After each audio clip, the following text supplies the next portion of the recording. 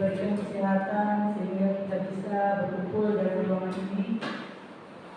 Dan tak lupa pula kita kirimkan salawat dan salam pada Nabi kita Muhammad SAW dengan mengucapkan Allahumma shalli ala sayyidina Muhammad wa ala sayyidina Muhammad. Baiklah Bapak Ibu, kehadiran kita di dalam ruangan ini untuk mendengarkan atau pemaparan Pak Azizah memenuhi kegiatan beliau dalam memberi materi kepada kita, menyampaikan materi kepada kita tentang penyebaran pemahaman budaya positif. Mudah-mudahan apa yang didapatkan Pak Azizah nanti bermanfaat untuk kita dan bisa kita lakukan di sekolah kita, terutamanya Bapak Ibu ya. Untuk tidak melupakannya waktu, mungkin pengalaman saya hanya ini yang dapat saya sampaikan. Jadi saya mohon maaf. Saya akhiri dengan wabillahi taufiq wal hidayah. Assalamualaikum warahmatullahi wabarakatuh. Bismillahirrahmanirrahim. Terima kasih kepada Bu Desi. Assalamualaikum warahmatullahi wabarakatuh. Pertama-tama marilah kita puji syukur dari Allah Subhanahu wa taala yang mana pada siang hari ini kita dapat berkumpul di kelas 6 dalam serangkaian acara yaitu diseminasi pemahaman budaya positif, atau kalau bahasa kita dia menyebarkan pemahaman. Kalau bahasa kita dia diseminasi. Salawat dan salam adalah kita aturkan kepada Nabi besar Muhammad sallallahu alaihi wasallam yang mengucapkan Allahumma shalli ala sayyidina Muhammad wa ala ali sayyidina Muhammad. Ibu kepala sekolah yang terhormati beserta Bapak Ibu Majlis Guru beserta staf tenaga pendidikan. Yang pertama yang ingin kami sampaikan ucapan terima kasih kepada Ibu yang telah mengizinkan kami membuat kegiatan ini. Selanjutnya juga terima kasih kepada Bapak Ibu rekan sejawat yang telah kita tahu saat ini kita pada sibuk semua, tapi mohon maaf sekali lagi di CGP itu dia pakai duit, ada tanggal waktu. Jadi setelah berurusan sama Ibu Kepala Sekolah, kalau hari Selasa nanti takut ada sesuatu hal karena muridnya hari Rabu, karena besok kan paling cepat, Sabtu juga paling cepat. Jadi sudah pada sepakat hari ini. Jadi mohon maaf mengganggu kegiatan kita semua.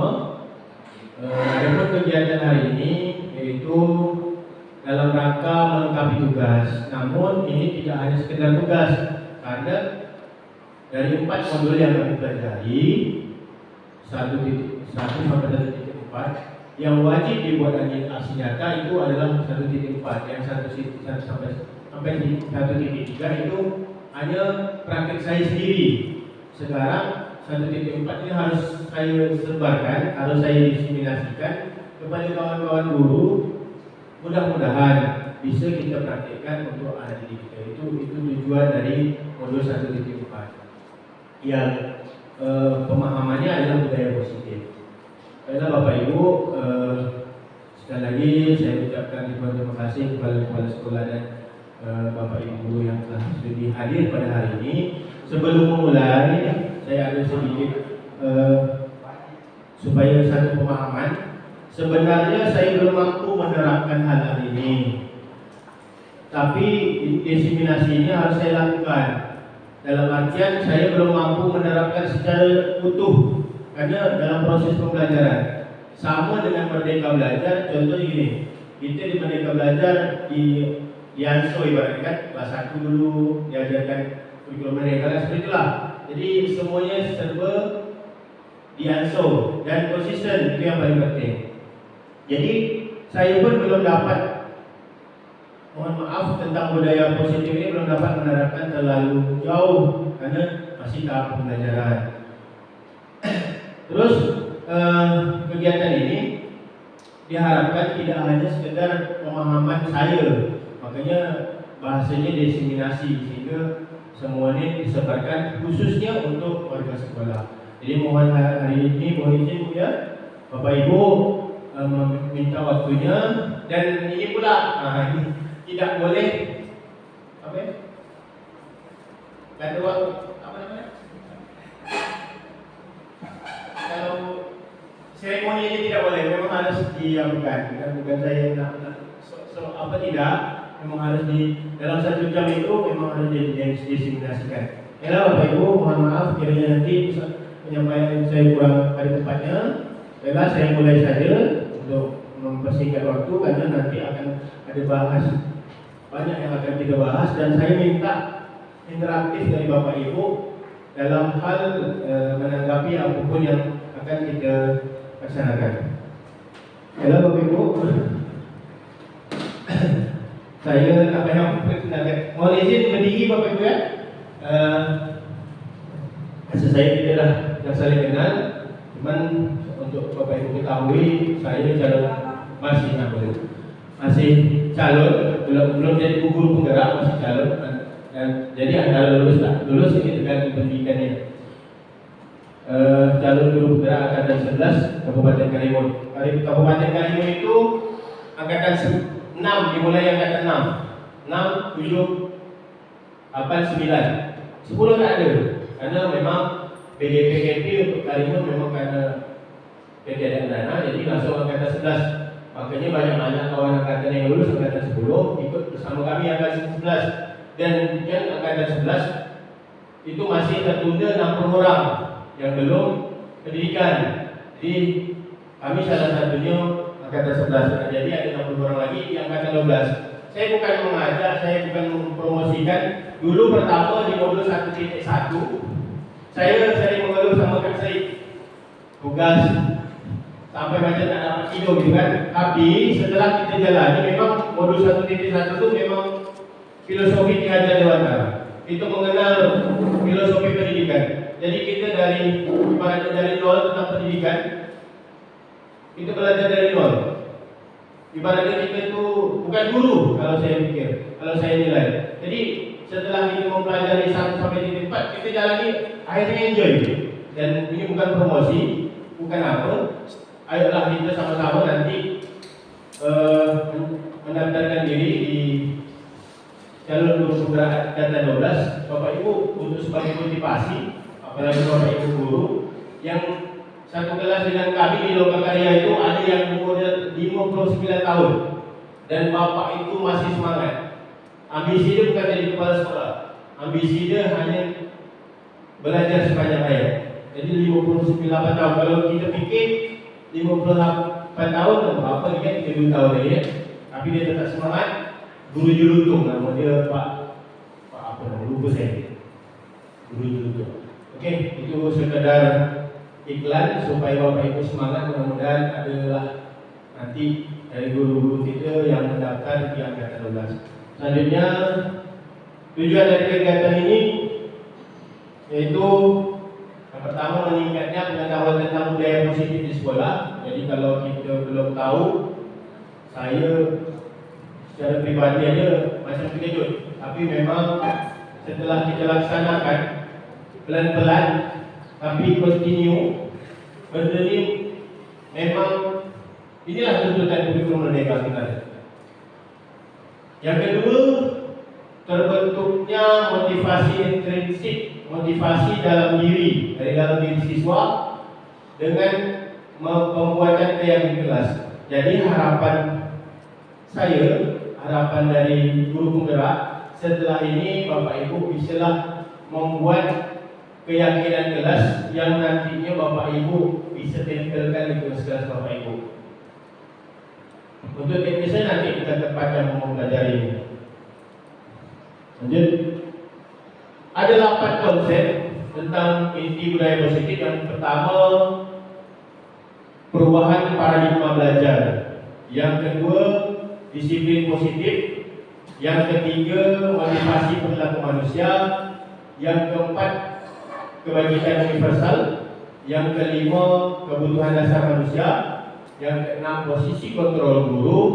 Yang ketujuh, ini akan menjadi PR kita bersama, keyakinan kelas.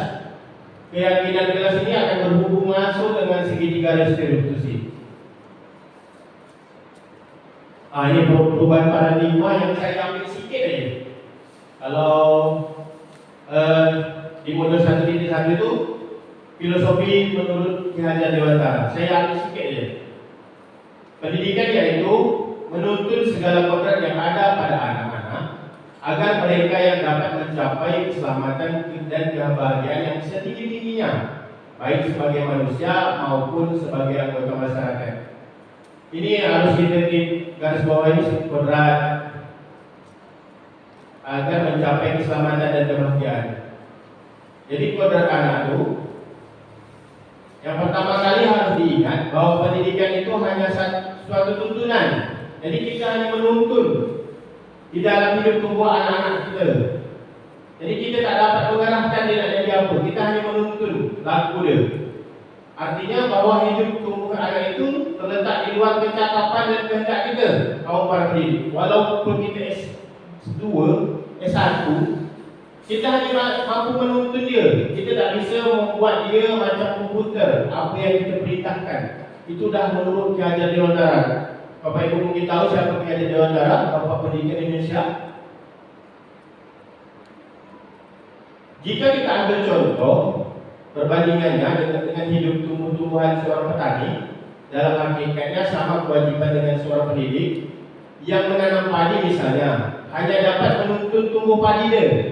Ia dapat memperbaiki kondisi tanah, ya Pak Surya kan, nanam kunyit dapat memperbaiki kondisi tanah untuk nanam kunyit, memelihara tanaman kunyit, memberi pupuk dan air, membasmi ulat atau jamur, nasi tai kambing, terus membuang jamur dan sebagainya. Meskipun pertumbuhan tanaman pada dapat diperbaiki, tetapi ia tidak dapat mengganti kodrat iradatnya padi. Jadi Pak Surya ini tak dapat mengubah kunyit jadi air. Hanya tanah-tanah dia aja, baju-baju ini saja yang dapat. Misalnya, ia tak akan dapat menjadikan padi di tanaman yang ditanamnya itu tumbuh sebagai jagung. Kalau Pak Surya tadi, dia hanya bisa membuat tanah hanya udah sama kita guru. Kita hanya bisa menuntun. Macam mana cara menuntunnya kita lanjut. Ki Hajar Dewantara menempatkan anak sebagai pusat pendidikan. Jadi kurikulum Merdeka adalah kurikulum yang pembelajaran berpusat pada peserta didik. Bapak Ibu dan ketahui bersama, semua proses pembelajaran harus berorientasi pada kebutuhan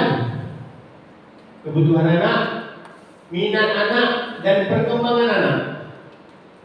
Terus belajar adalah proses alami yang terjadi pada setiap individu. Kenapa alami saya bilang? Kenapa yang ini saya ambil dari kata-kata ini bukan kata-kata saya Bapak Ibu, ini kata-kata Ki Hajar Dewantara yang saya singkat-singkat, yang saya ambil yang penting-penting. Kenapa saya ambil ini? Belajar adalah proses alami yang terjadi pada setiap individu. Kenapa alami? Kalau kita tengok anak-anak kita, dia belum bisa membaca walaupun secerih mana pun, ada saat dia bisa membaca. Tapi tak tentu nak kita tuntun. Tugas pendidik adalah memfasilitasi proses tersebut agar anak dapat berkembang secara optimal. Jadi tugas guru sekarang adalah sebagai fasilitator saja.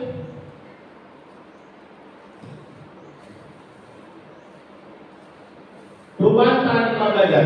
Pembelajaran dengan paradigma baru merupakan pembelajaran yang dirancang berdasarkan prinsip pembelajaran yang berdiferensiasi, sehingga peserta didik belajar sesuai dengan kebutuhan dan minat berdasarkan tahap perkembangan untuk mewujudkan profil pelajar Pancasila. Jadi makanya di kurikulum Merdeka itu kan ada fase A, fase B, fase C. Kita tak bisa, macam contoh pelajaran olahraga, saya tak bisa contoh passing bawah dan passing atas. Di sekolah polis saya tak bisa mengajarkan smash. Karena untuk fase, apalagi fase A, itu tidak ada permainan invasi atau permainan net. Yang ada hanya permainan menggunakan alat. Alat itu boleh bola dan tidak spesifik. Karena apa? Karena mereka belajar berdasarkan fase. Sehingga peserta didik sesuai dengan kebutuhannya. Jadi dia butuhnya di kelas 1 misal butuhnya bergerak. Jadi olahraganya lokomotor, bergerak pindah di tempat. Tidak invasi. Sama juga di kelas 1 tidak perkalian 1 kali 12 atau 1 kali 10. Baru mengenal angka dan huruf. Mungkin seperti itu. Jadi pembelajaran yang berfase dan berdiferensiasi harus dikembangkan terhadap untuk mencapai apa? Profil belajar Pancasila, mandiri, ya, kreatif, 6 profil belajar Pancasila. Nah, Bapak Ibu, saya nak ada Bapak Ibu main sedikit, kalau boleh, bisa berpasangan. Bapak Ibu, cek pasangan boleh? Boleh, berpasangan. Berpasangan. Budana. Coba terserah. Ini 2 ini. Nah, sekarang salah satu pasangan menggempalkan tangan. Mana pasangan ibu? Pasangan ibu. Ada bukan? Bapak, pasangan. Gempalkan tangan. Nah, sekarang satu orang merayu dengan cara apapun. Tolong minta dia buka kepalanya. Pak Adi tak lupakan, satu yang dekat kepala. Silakan minta dia buka ini. Rayu-rayunya nak kasih duit ke apa? Silakan. Pak Kanda, silakan. Kasih rokok ke. Tak boleh semua dia buka, boleh. Semua dia buka. Bisa tak semua dia buka? Boleh. Tak dia buka, beri rokok. Selatan tak nak dia. Boleh tak kena. Kan? Ada yang minta buka? Bukan? Buka je. Buka. Kita pakai, kita pakai. Rayu. Sikitnya merayu. Merayu sikit benar ni. Kalau kencing kita pakai. Apa Okey. dipakai? Okey, lanjut. Siapa yang punya kontrol? Yang depan kanan. Boleh Ibu Nizam memberikan satu apalah?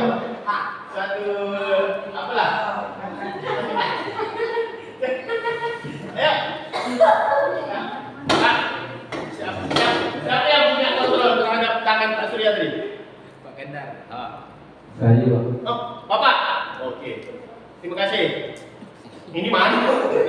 Jadi Bu, yang mengepalkan tangan, kenapa?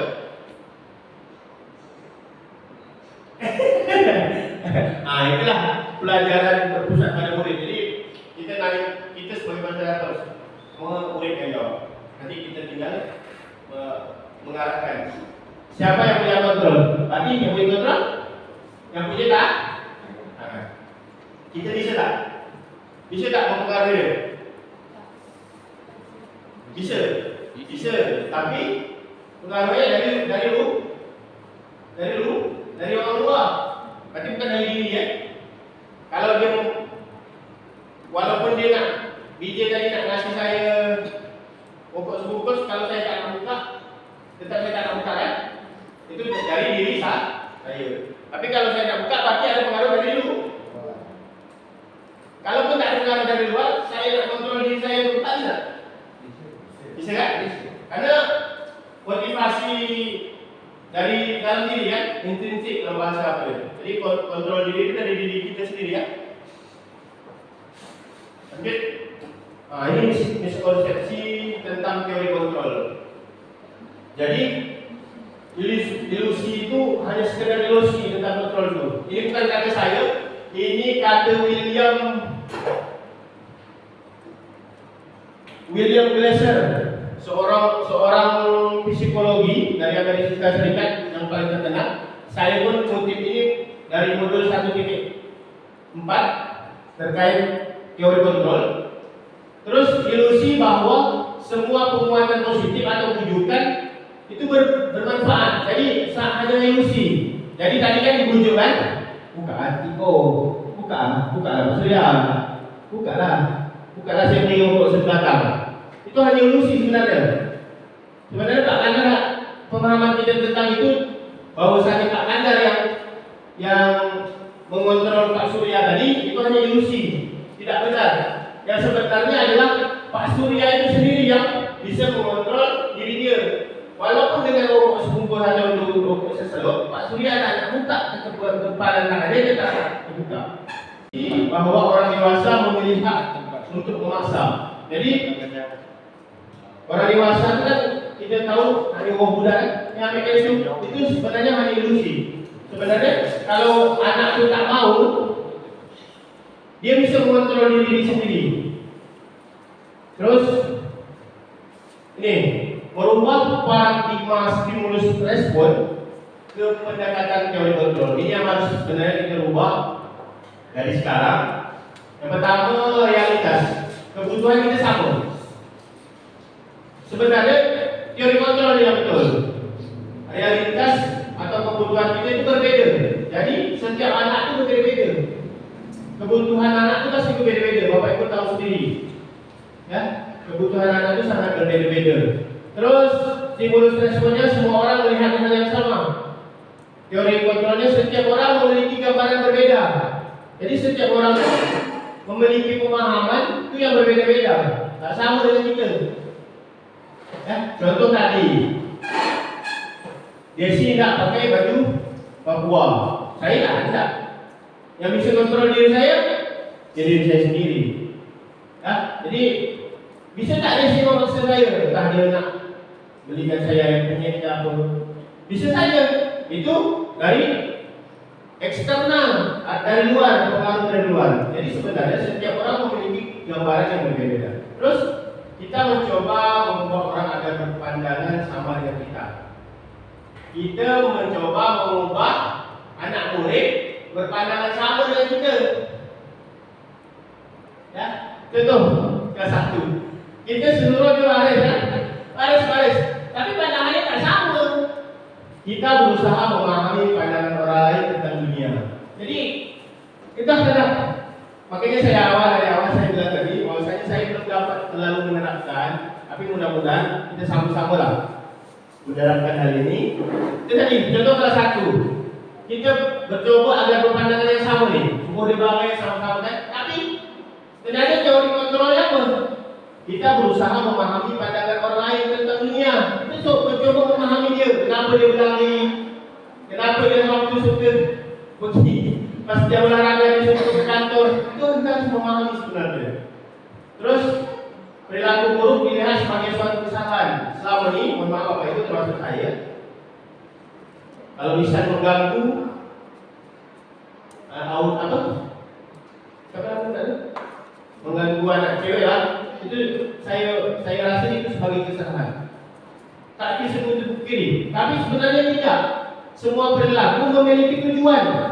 Jadi setelah nanti kita pelajari tentang itu, kita tahu apa tujuan lisan. Terus yang selanjutnya orang lain bisa mengontrol saya. Ini tadi. Hanya Anda yang bisa mengontrol diri Anda. Terus stimulus responnya saya bisa mengontrol orang lain. Anda tidak bisa mengontrol orang lain.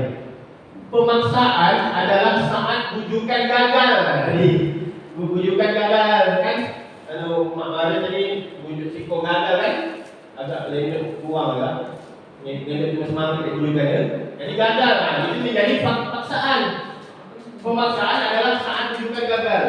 Kalau teori kontrolnya yang harus kita lakukan adalah kolaborasi dan konsensus menciptakan pilihan-pilihan baru. Terus kalau di stimulus respon model berpikir menang-menang. Kita hanya nak menang aja dengan anak murid. Tolong baris. Anak itu harus ikut terus. Model berpikir menang-menang. Jadi nanti ini akan saya bawa Bapak Ibu macam mana cara. Ini saya membawa Bapak Ibu ya. Saya belum bisa mencontohkan yang saya bilang dari awal tadi, belum bisa mencontohkan secara utuh.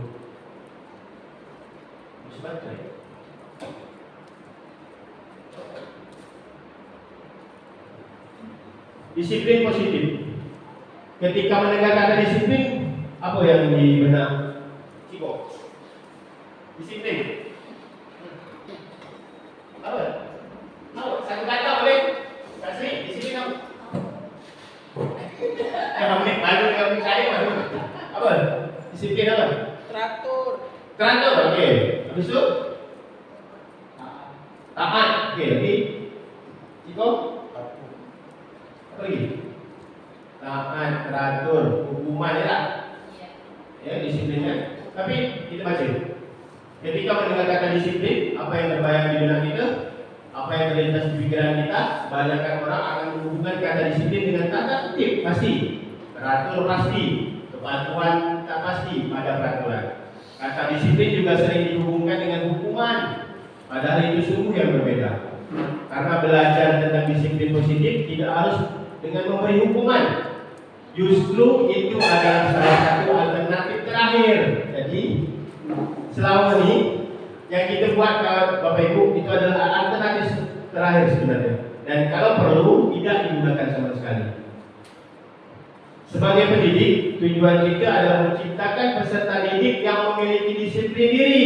Itu tadi. Makanya teori kontrol dari dalam diri, sehingga mereka berperilaku mengacu pada nilai-nilai kebajikan dan memiliki motivasi intrinsik, motivasi dari dalam diri dalam perubahan perilaku yang lebih baik. Jadi bukan karena hukuman, tapi contoh gini, Pak BJ datang jam 6.30 ya. Ada reward tak Pak BJ? Ada reward tak? Ada hadiah tak? Tak ada. Berarti kan itu bukan hukuman atau penghargaan, tapi motivasi dari dalam diri. Kalau aku datang pagi, aku lebih cepat menyiapkan sesuatu hal, itu motivasi dalam diri. Itu contoh motivasi dalam diri. Jadi contoh anak-anak yang tidak terlambat datang sekolah bukan karena takut hukuman. Bagusnya karena memang dia kesadaran bahwa ketika aku terlambat, nanti aku dapat pelajaran lambat. Bukan karena hukuman, bukan karena dihukum Bu Niza, bukan karena Pak Azriza juga. Jadi motivasi itu dari dalam diri. Ini nilai-nilai kebajikan universal yang menurut profil Pancasila ada 6. Iman, bertakwa, ini nilai-nilai kebajikan. Berhalal mulia, mandiri, berdalam kritis, berkebijakan global, bergotong royong, kreatif. Bapak Ibu, terus menurut Ibu ini toleransi apa segala macam. Terus menurut 9 pilar ada kemandirian, tanggung jawab, kejujuran, amanah. Itu semua nilai-nilai kebajikan, nilai kebaikan lah kalau saya pikir. Terus ini kenapa Ihsan tadi suka ganggu duit? Itu nanti kita akan jumpa jawabannya. Kebutuhan dasar manusia. Yang pertama, jelas untuk bertahan di hidup. Terus yang kedua, kasih sayang dan rasa terima kasih. Yang ketiga, kebebasan.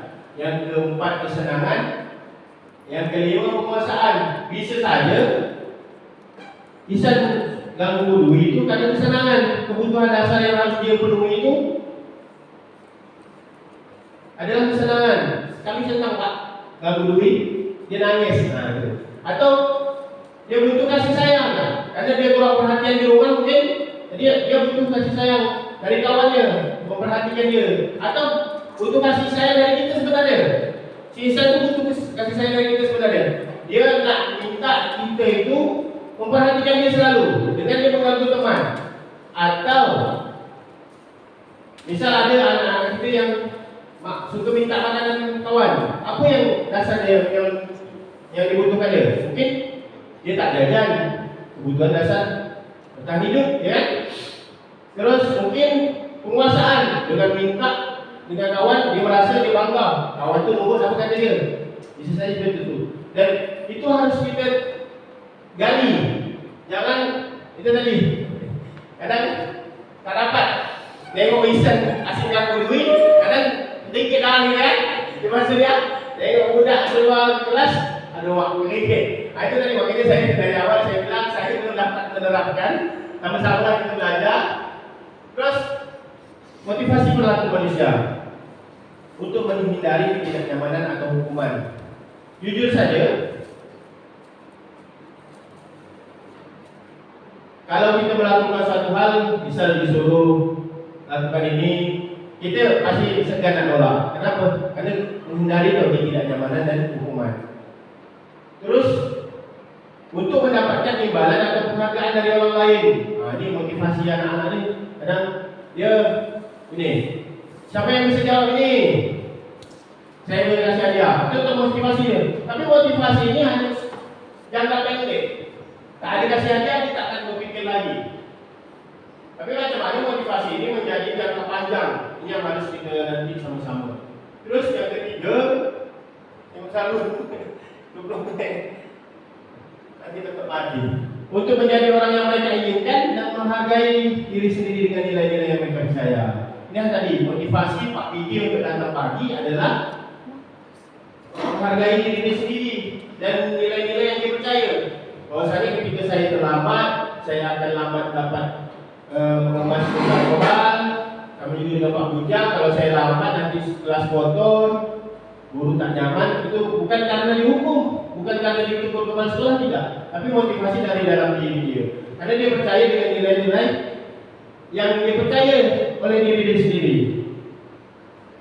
Nah, ini tadi, ini hukuman. Hukuman tidak terencana tiba-tiba.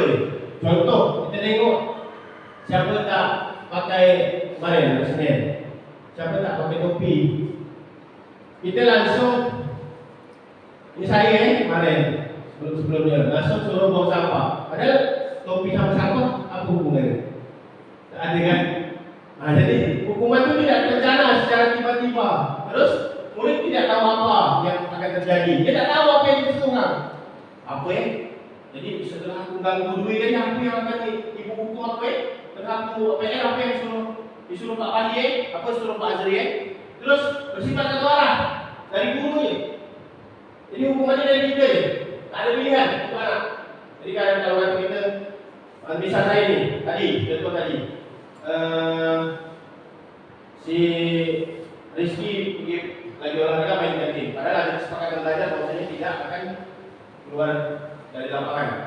Dia pergi, ujung-ujung atau si Pak Hari tadi ganggu, saya suruh pusat. Itu hukuman dari guru, bersifat satu arah, ada pilihan.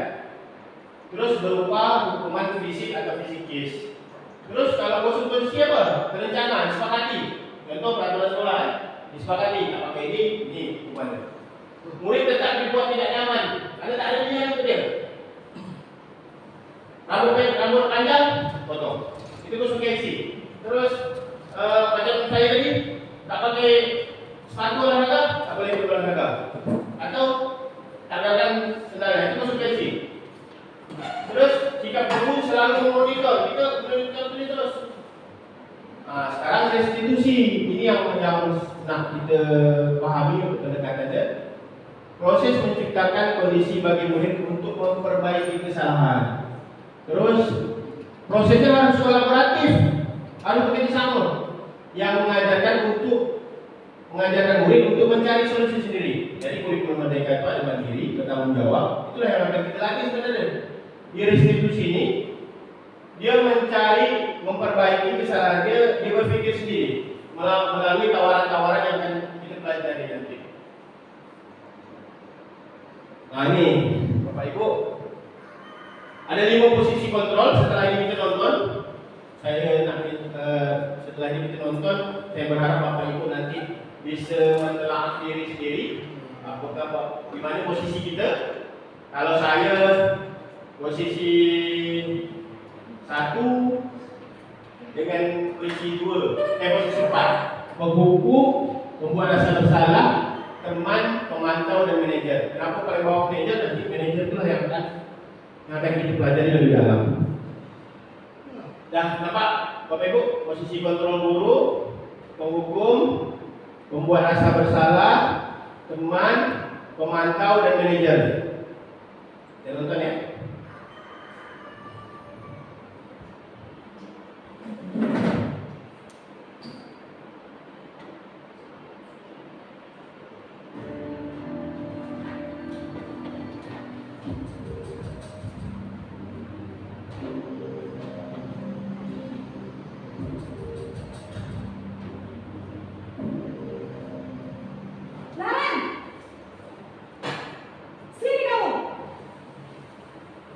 Ikut 14 menit itu makan dulu 14 menit dulu. Selalu terlambat.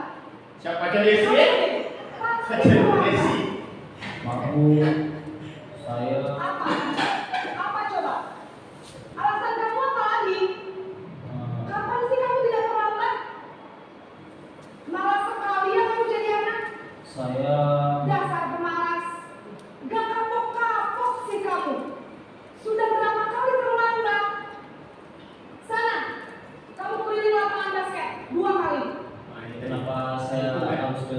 basket, Bu.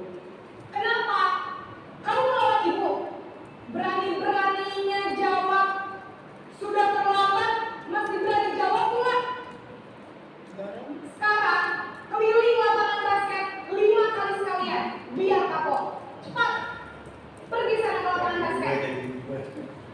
Kita akan memberi pilihan. Ini buat salah.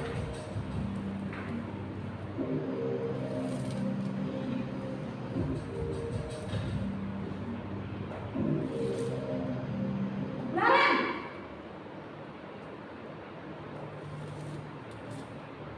Selamat pagi, Bu. Naren. Kamu kenapa terlambat lagi, nak? Ya Tuhan, Naren. Kamu senang ya bikin ibu susah ya? Kalau kamu terlambat lagi, nanti ibu yang ditegur bapak kepala sekolah, nak. Disangka ibu tidak bisa membina kamu. Duh, gimana ini? Maaf, Bu. Duh, Gusti Naren. Kamu suka ya kalau ibu ditegur bapak kepala sekolah? Terus, sekarang ibu harus tulis apa ini di buku absen? Ini kamu sudah sering terlambat loh. Ibu harus apa coba? Maaf, Bu. Maaf sekali. Ya sudah, lain kali jangan bikin ibu susah lagi ya nak ya. Ibu tidak akan kuat lagi kalau kamu begini terus. Makasih. Bisa jantungan kalau ibu ditegur bapak kepala sekolah. Sana cepat ke kelas. Maaf ya, Bu. Maaf sekali.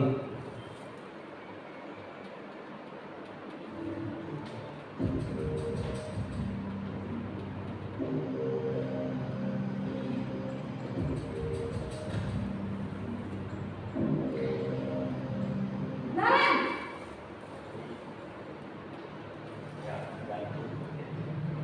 Selamat pagi, Bu. Wah, sudah jam berapa ini nak? Terlambat lagi ya sayang. Iya, Bu. Habis ibu saya membawakan saya, Bu. Kamu malah menyalahkan ibu kamu. Kamu bukannya anak yang paling kencang. Kok terlambat sih? Iya, Bu. Saya memang terlambat bangun tadi. Jadi biarpun saya lari kencang, tetap gak kesenja, Bu. Ya sudah sana. Nanti lain kali larinya lebih kencang lagi ya. Biar gak terlambat lagi.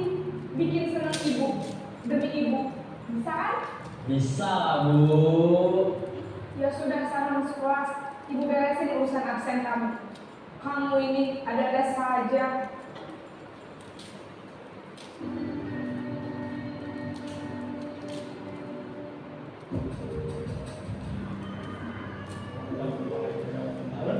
Video dia waktu tak berubah.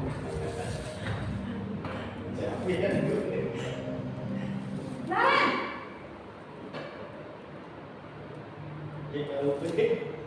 Selamat pagi, Bu.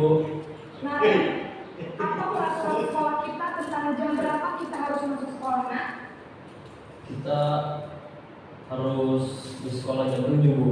Iya betul, sekarang sudah jam 7.20. Naren sudah tahu konsekuensinya jika terlambat hadir. Paham, Bu. Saya harus tinggal kelas pas jam istirahat selama 20 menit. Iya benar, konsekuensinya demikian. Jadi nanti jam 9.30 pas istirahat, kamu harus tinggal di kelas, kerjakan tugas tambahan untuk ketertinggalan kamu, ya? Baik, Bu. 20 mati kan?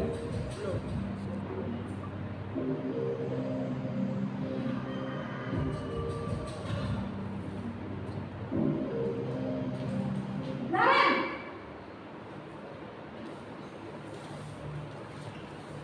Selamat pagi, Bu. Selamat pagi Naren. Maaf, Bu. Saya terlambat. Iya, sekolah masuknya jam 7, sekarang sudah jam 7.20. Jadi sekarang bagaimana ini Naren? Maaf, Bu. Saya lupa setel alarm saya semalam. Baiklah, menurut kamu, keyakinan sekolah yang mana yang perlu kamu tingkatkan? Menghargai diri sendiri dan orang lain mungkin ya, Bu. Setuju. Jadi, apakah Naren meyakini prinsip saling menghormati tersebut? Iya, Bu. Saya meyakininya. Apakah Naren masalah keterlambatan ini? Bersedia, Bu. Bagaimana kamu akan perbaiki masalah keterlambatan ini? Saya akan coba untuk tidak lupa menyetel alarm saya, Bu. Baik, kalau kalian lupa menyetel alarm di rumah, ada orang yang kira-kira bisa bantu mengingatkan tidak? Ada, Bu. Kakak saya, Kak Emma. Ada lagi selain Kak Emma? Selain Kak Emma, ada ibu saya. Baik, jadi yang mengingatkan Naren adalah Kak Emma dan ibu kamu ya? Kira-kira akan mulai set alarm kapan nih Naren? Setelah pulang sekolah, akan segera saya lakukan. Baik, jadi Naren akan setel alarm untuk bangun besok pagi dan akan diingatkan oleh kakak dan ibunda Naren ya? Ada lagi yang mungkin perlu dilakukan Naren? Agar tidak terlambat bangun lagi. Tidak ada, Bu. Baik, Naren. Terima kasih sudah sama kamu. Sekarang kamu perlu kembali ke kelas untuk belajar. Baik, Bu. Terima kasih. Oke. Itu selalu buat Dito ni tak kesian dengan Mak Dito. Mak Dito dan ibu ke, Mak Dito payah-payah kerja golek Dito datang terlambat atau Dito asyik nak kawan. Pokoknya rasa bersalah tu lah. Budak tu kita buat. Itu sebagai kepala sekolah. Terus yang teman ni lagi. Yang teman memang bagus tapi efek sampingnya nanti. Anak tu hanya dengar apa yang Ciko bilang aja. Dah. Nanti pandai Ciko nyetel macam mana cara. Tahu Ciko cakap dengan muslim tentang awak. Dia hanya tergantung kepada kita. Dengan pun anak dia tak akan akan apa? Akan taat, akan patuh. Terus pemantau, konsekuensi dia lah untuk yang pemantau dia. Masuk sekolah yang berapa yang tujuh, apa konsekuensinya tak ada kalau lambat kan? Terus yang manager tadi, manager itu semua diserahkan kepada siswa. Jadi sangat sesuai dengan Merdeka Belajar ini. Ya, semua pilihan itu ada di siswa. Dan pilihan itu positif Bapak Ibu. Jangan arahkan pilihan-pilihan itu ke arah yang negatif. Misal, nah Bu kami dan apa inilah kami nyuci WC atau apa, hal-hal yang tidak berhubungan dengan kesalahan, usahakan. Terus keyakinan kelas hendaknya tidak terlalu banyak, nanti dia tak ingat, sehingga mudah diingat dan dipahami oleh semua warga kelas. Tadi aja saya cuma 5 poin di kelas 4, itu pun masih banyak. Ada yang padahal keyakinan kelasnya tidak boleh keluar kelas atau lapangan selagi mata pelajaran saya di apa. Yang saya kan dia pergi ke kantin, kan hanya 7 aja dah lupa macam Fahri tidak boleh ganggu teman dia, ganggu tadi geser tu sampai tadi sampai jatuh. Habis tu siapa tadi berkata selalu berkata baik poin dia kan, dia ada berkata itu aja dia lupa, dia tak perlu banyak-banyak. Terus Bapak Ibu, ini bisa kita terapkan di kelas fase B, C. Kalau A itu Bapak Ibu harus pandai-pandai. Saya pun kami diskusi di grup PJOK macam mana Pak di sekolah Bapak anak kelas 1 bisa tak dibalaskan? Semua cakap tak bisa. Jadi kan itu kelas 1, kelas 2 itu kan kondisional. Tak, kalau Bapak Ibu menerapkan ini kelelahan. Lagipun takkan nyambung, kita nanya lain nanti bagi ilham. Kita tak mungkin nak kita apa keyakinan kelas aku kan jadi keyakinan kelas bagi ilham kan. Tapi kalau kelas 4 dan kelas 6 dah mulai berfikir kan. Kelas 3 pun pelan-pelan, poin-poin dia tak perlu terlalu banyak. Terus semua warga kelas sebenarnya ikut berkontribusi dalam membuat keyakinan kelas ini, kegiatan surah pendapat. Jadi libatkan anak-anak itu nanti. Bapak Ibu buat keyakinan kelas, silakan libat. Apa yang dia mau? Misal anak-anak kalau saya Bapak Ibu ya, bukan saya apa, dia sering tiba lagi olahraga, dia beli air. Jadi saya buat keyakinan kelas itu membawa air saat ajaran olahraga, bawa air masing-masing. Jadi kita sambut apa permasalahan ini, kita sambut. Terus bersedia meninjau kembali keyakinan kelas itu. Jadi keyakinan kelas ini tidak hanya hari ini sampai semester depan, itu tidak bisa kita tinjau. Misal apa yang kekurangannya, misal ketika anak tidak membawa pakaian olahraga lengkap, apa keyakinan kelas harus dipahami sama anak itu? Ya, entah anak itu diajak juga atau bagaimana, itu kesepakatan. Keyakinan kelas sama kesepakatan itu tidak jauh berbeda. Keyakinan kelas dibuat atas kesepakatan. Jadi kesepakatan sama-sama. Jadi tanya anak itu tak apa.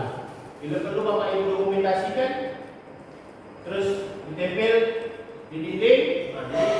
Apalagi guru kelas kan setiap masuk kan di kelas, sekarang di luar atau di kelas biar diingat gitu.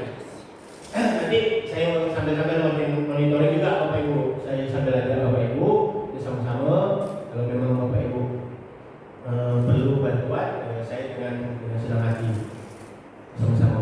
Ini yang harus betul-betul kita pahami dalam artian inilah yang tujuan akhir dari modul 1.1, 1.2, 1.3 sampai 1.4 itulah segitiga diskusi rupanya. Kita kami belajar tentang filosofi HD, terus visi guru penggerak, terus yang ini disiplin positif. Ini ujung-ujungnya ini suatu proses dialog siswa dan guru agar menghasilkan murid yang mandiri dan bertanggung jawab. Ini ada di profil Pancasila kan? Di profil Pancasila yang mandiri dan bertanggung jawab. Sehingga dia mempunyai pilihan-pilihan untuk bertanggung jawab terhadap diri sendiri. Jadi dia mandiri berpikir, apa yang harus saya lakukan terhadap kesalahan ini? Apa yang saya harus bertanggung jawab terhadap kesalahan ini? Yang pertama langkahnya menstabilkan identitas namanya. Teori kontrolnya kita semua akan melakukan hal terbaik yang bisa kita lakukan. Terus validasi tidak ada yang salah. Semua berlaku memiliki alasan. Disadari pasti punya alasan kenapa lebih. Menanyakan keyakinan kelas. Kita semua memiliki motivasi internal. Jadi keyakinan tadi dibuat itu berdasarkan motivasi dalam diri anak sebenarnya.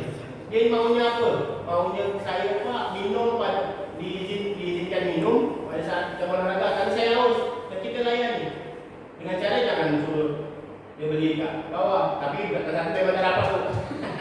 Mohon maaf satu belum tak dapat, belum dapat saya lakukan. Itu tadi. Terus validasi tindakan ni kamu tentu punya alasan mengapa melakukan itu. Adakah cara yang lebih efektif untuk mendapatkan apa yang kamu butuhkan? Terus menstabilkan identitas. Setiap orang pasti pernah melakukan kesalahan. Kamu bukan satu-satunya yang pernah melakukan ini. Misalnya tidak bawa topi ya, kamu bukan orang yang pertama. Tapi apa yang selanjutnya pertanyaannya? Kamu ingin menjadi orang yang seperti apa? Ikut upacara itu wajib loh untuk mengenal jasa-jasa pahlawan ya. Seperti itu keyakinan itu. Terus keyakinan kelas apa yang disepakati untuk itu? Jadi keyakinan kelas ini adalah tolak ukur keyakinan sekolah dan pendidikan. Menstabilkan identitas menjadi berdasarkan prinsip bahwa berbuat salah itu adalah bagian dari proses pembelajaran Bapak Ibu. Menstabilkan identitas ini berdasarkan prinsip bahwa berbuat salah itu adalah bagian proses dari pembelajaran. Berbuat salah itu tidak apa-apa. Terus tapi lanjut Bapak Ibu, jangan Bapak Ibu, aku ingin buat salah. Jangan. Lanjut lagi pertanyaan berikutnya. Jangan misal dia tak mau bawa PR. Berbuat salah itu tak apa-apa lah. Apalah kita komen, jangan sampai di situ. Kita lanjutkan. Padahal kamu bisa saja langsung tak buat PR sama sekali. Dia bisa buat PR nya kembali 5. Pertanyaan validasi tindakan yang salah dia. Padahal dia bisa saja tak buat langsung kan. Seperti itu. Tapi lanjut lagi pertanyaan dia. Apa keyakinan kelas kita? Tak buat PR kenapa? Terus selanjutnya dengan pertanyaan yang membangun. Contoh, apa yang dapat kamu perbaiki dengan tidak buat PR ni? Macam mana supaya macam tadi Rita tak buat sepatu? Sebenarnya saya bertanya sebenarnya tapi belum sempat. Kenapa kamu? Padahal dia hari semalam tidak sekolah. Kenapa bisa tak pakai sepatu? Katanya basah kan? Kenapa basah sepatu ni? Benar ditanyakan kenapa basah sepatunya. Terus validasi tindakannya keyakinan apa lagi? Terus macam mana cara dia bisa supaya tetap memakai sepatu? Teknisnya seperti apa ke depannya jangan lagi bicara ke belakang.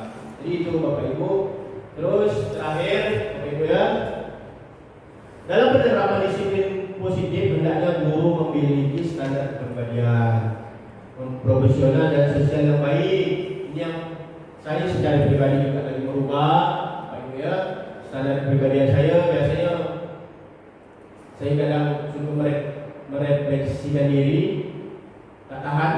Macam kemarin itu saya jelek. Memang betul-betul kita lagi bercakap ni.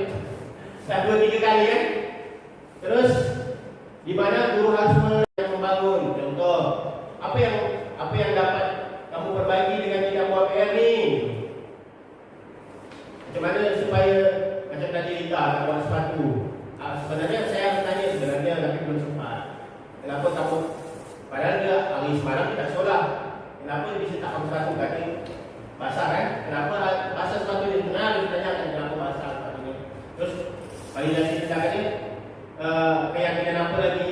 Terus macam mana cara dia bisa supaya tetap memakai sepatu? Teknisnya seperti apa ke depannya? Ke depan jangan lagi bicara ke belakang. Jadi itu Bapak Ibu. Terus terakhir Bapak Ibu ya, dalam penerapan disiplin positif hendaknya guru memiliki standar kepribadian profesional dan sosial yang baik. Ini yang saya secara pribadi juga lagi merubah, Bapak Ibu ya. Standar kepribadian saya biasanya saya kadang suka merefleksikan diri, tak tahan. Macam kemarin itu saya jelek. Memang betul-betul kita lagi bercakap ni. Dah 2-3 kali kan. Terus di mana guru harus merefleksikan dirinya dalam posisi kontrol saat ini. Jadi Bapak Ibu harus sering-sering merenung. Masuk saya juga, saya mengajak diri saya ini merenung apa yang kita buat, apa yang kita lakukan, bagaimana pembelajaran perjalanan diri sebagai amung. Ini ada bahasa yang ada di antara itu amung.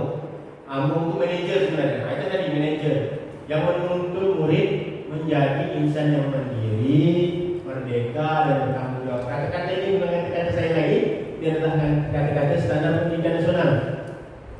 Jadi Bapak inilah standarnya, mandiri, merdeka dan bertanggung jawab. Itu ada di profil belajar Pancasila yang kita gaung-gaungkan.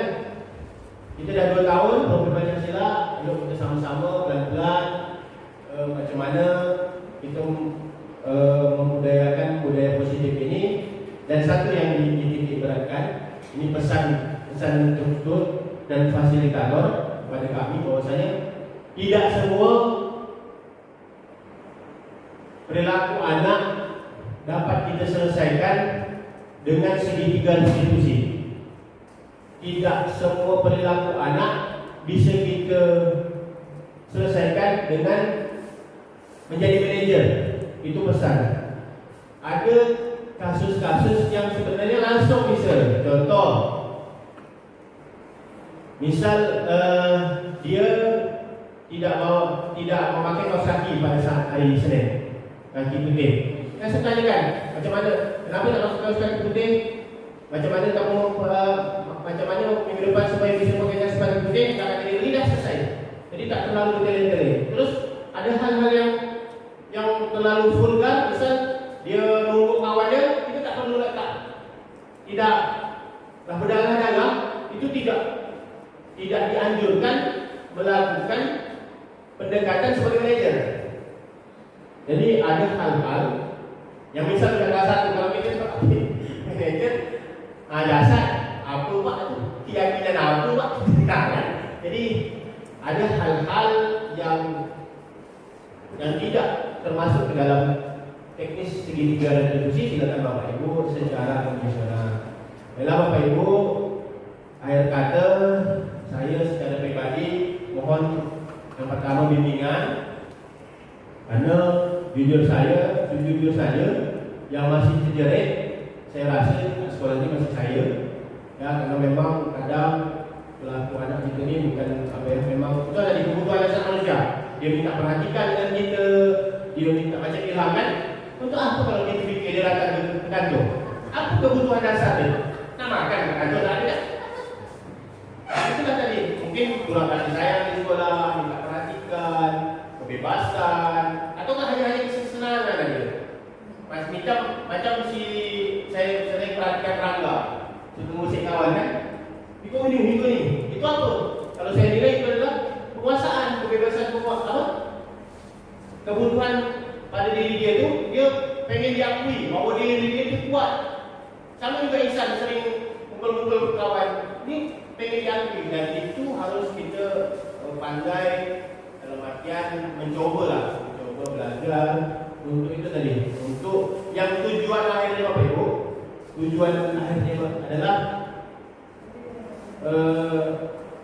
pendidikan itu berpusat pada murid. Bapak Ibu, mungkin itu saja dari saya. Sekali lagi terima kasih atas segala perhatian. Mohon maaf kiranya mengganggu Bapak Ibu. Baliknya ke Ahmad hari ini. Terima kasih. Satu lagi saya mohon dukungan. Ini masih ada 6 modul, baru 4. Masih ada 6 modul. Mudah-mudahan saya sehat karena saya terbentur juga dengan PKG. Guru olahraga harus sejalan, tak dapat ngelak. Tadi oleh Bu Desi kita WA terus. Siapa yang belum daftar suruh daftar. Padahal saya dah daftar. Ada Bu Desi yang dulu kan. PKG siapa yang belum daftar. Padahal waktu itu saya bertanya, sampai 2 kali saya bertanya. Bu, saya lagi guru penggerak. Macam mana pun saya tak ada hubungannya Bu. Tapi pendidikan sama Pak. Tapi tak ada hubungan. Guru penggerak beda. Ini hanya untuk pengetahuan tentang olahraga. Jadi tak puas hati saya tanya macam mana Bu. Saya nanti kan ada 1 minggu. Sementara saya tak boleh izin guru penggerak ni. Hidup adalah pilihan kan? Boleh pilih, tapi ketika saya tak daftar, kepala sekolah saya dia terus, dia terus. Macam sekarang Pak Nur pulang rakan di Group yang senior tu, kan nak pensiun tu. Dia terus suruh daftar Pak, walaupun tidak pensiun. Nah itu bukan menjadi pilihan, bukan menjadi paksaan juga. Kan? Ada orang tu nak memenuhi kuota untuk KP itu 800 lebih. Jadi satu periode tu dihabiskan langsung. Jadi saya bertanya ni tak apa lagi. Tahun depan ada lagi tak? Belum tahu ada. Jadi kalau saya tak ikut, artinya kan tak tahu kesempatannya bila lagi. Jadi terpaksa berjok. Jadi mohon maaf Bapak Ibu kalau kiranya saya minta bantu seperti hal seperti ini. Terus kalau misalnya anak dia agak macam mana agak kurang saya terapkan budaya positif ini. Karena itulah jadi. Terus ini yang paling terakhir. Ayo ke guru penggerak, Bapak Ibu akan diajak menyadari hal yang tak pernah Bapak Ibu sadari. Jadi kemarin saya sering mengeluh Bapak Sri, saya cakap tadi, aduh buat tugas sampai jam segini sampai segini. Dari awal Pak ya, memang benar Pak ya. Tapi setelah kita lakukan, benda itu makin menyadarkan kita bahwa ini sangat penting. Dan saya berharap karena dulu orang yang memotivasi saya walaupun saya bohong di 2 kali dalam sekolah, saya berharap saya pula yang memotivasi dia. Nanti dia dan Bapak Ibu. Karena ada di angkatan 12. Saya jujur saja Bapak Ibu, saya sempat cerita sama PK juga bahwasanya saya bohong kepada sekolah 2 kali saya tak ikut. Karena saya